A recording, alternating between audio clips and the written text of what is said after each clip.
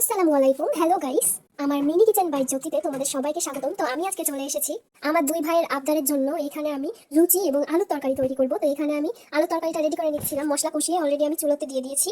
And আমার mini কিচেনটা যেহেতু নতুন, এই জন্য একটু চুলাটা খুব ডিস্টার্ব করছিল, যেহেতু এখনো ভালো মতো শুকায়নি। তো এইদিকে আমি ওই চুলা রেখে আমি অন্য আরেকটি চুলা নিয়ে নিলাম, কারণ ওইটাতে জাল দিতে অনেক বেশি কষ্ট হচ্ছিল। তো এখানে আমার আলুর তরকারি রান্না করা প্রায় হয়ে গেছে, কিছুটা ঝোল রেখেছি, ওইটা আমি পরে তেলে দিব। আর এখানে আমি লুচিগুলো বেলে নিচ্ছিলাম ভাইদের জন্য। এক হাতে লুচি বেলছিলাম এবং এক হাতে তেল দিয়ে লুচিগুলো ভেজে নিচ্ছিলাম।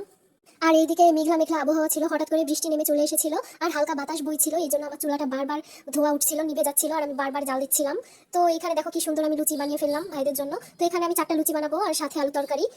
যেহেতু বৃষ্টি বাদলের দিন, এই জন্য একটু তাড়াতাড়ি করছিলাম, কখন যেন কারেন্ট চলে যায়। যদিও আমি ভিডিওটা বিকেলে করেছি, অ্যান্ড বিকেল টাইমে এত বেশি বৃষ্টি হচ্ছিল যেটা বলার বাইরে। তো এখানে আমি চুলার জাল দিচ্ছিলাম, চুলার জাল দিতে দিতে আমার অবস্থা খারাপ হয়ে যায়। আর এই দেখো আলুর তরকারিটা আমি আবারও জাল করে নিচ্ছিলাম, কারণ ওইটা নতুন চুলা হওয়ার কারণে ভালো মতো জাল দিতে পারি নাই। তো এখানে আরো একটু ভালো মতো ঝোলটা কমিয়ে নিচ্ছিলাম। আর এই দেখো গাইস, আমার অলরেডি কিন্তু সবটাই রেডি হয়ে গিয়েছে। তো এখানে দেখো তোমাদের কেমন লেগেছে